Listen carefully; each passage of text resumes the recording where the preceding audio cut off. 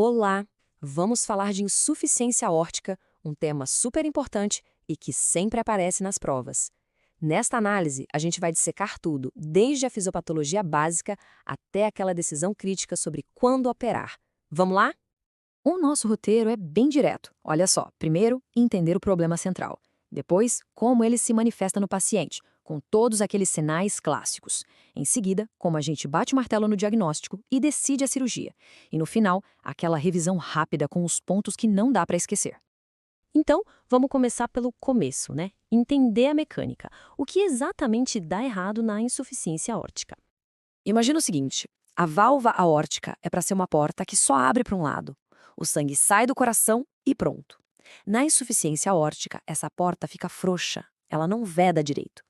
Então, na diástole, quando o coração relaxa, parte do sangue que já estava na aorta vaza de volta para dentro do ventrículo. Esse é o problema central, a regurgitação. E aqui está uma diferença fundamental que ajuda a organizar o pensamento. É o oposto da estenose aórtica. Se na estenose a porta está dura, está difícil de abrir, aqui, na insuficiência, o problema é que ela não consegue fechar por completo. Simples, né? Uma não abre, a outra não fecha. E por que isso acontece? Bom, as causas podem ser da própria válvula ou da raiz da aorta, onde a válvula se encaixa. Aqui no Brasil, a febre reumática ainda é, infelizmente, uma causa muito comum. Mas a gente tem também as causas congênitas, como a válvula bicúspide, o desgaste natural pela idade e problemas que dilatam a aorta, como na síndrome de Marfan. E, claro, as causas agudas se são emergências, tipo endocardite ou dissecção de aorta. Ok, então a gente já entendeu que a válvula vaza. Mas, e aí?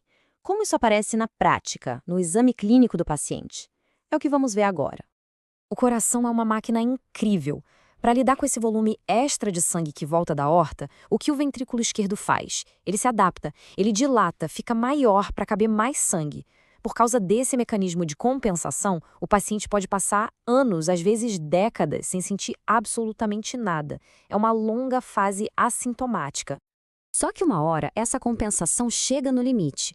E quando o ventrículo não aguenta mais, a pressão lá dentro aumenta e começa a voltar para o pulmão.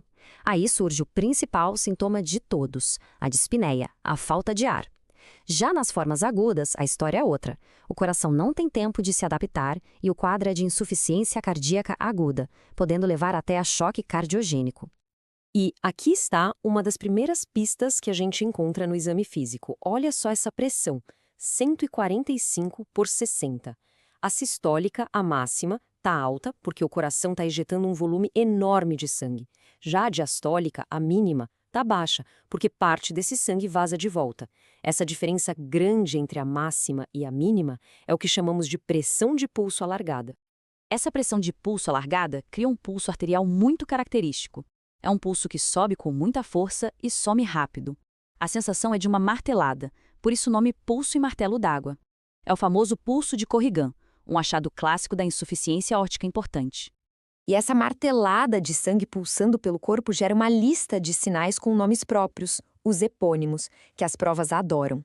Tem o sinal de Mussé, que é a cabeça do paciente balançando junto com o pulso, o sinal de Kink, que é a pulsação que a gente vê na unha, e vários outros. Todos eles, no fundo, são manifestações dessa grande energia que a pressão de pulso alargada gera.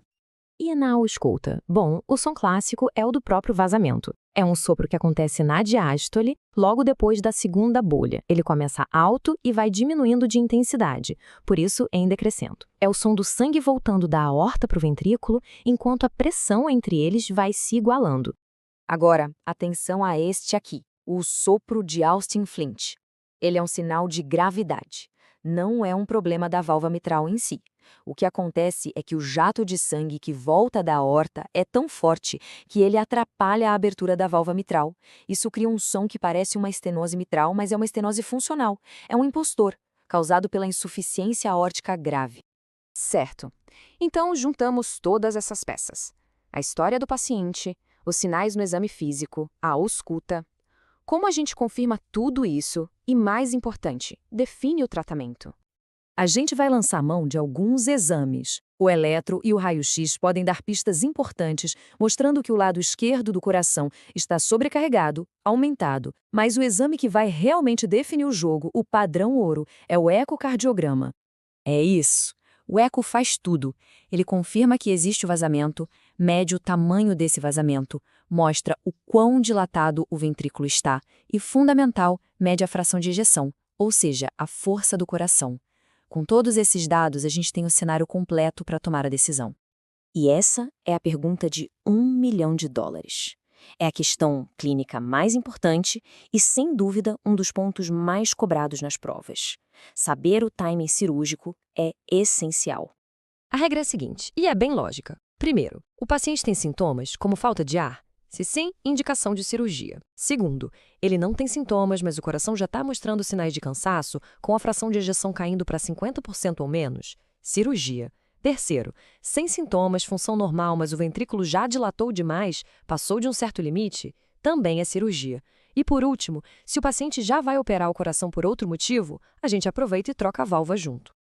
Para fechar com chave de ouro, vamos fazer aquela revisão rápida, focando nos pontos que têm mais chances de aparecer na sua prova, para fixar mesmo. Para começar, qual o principal sintoma que acende o alerta?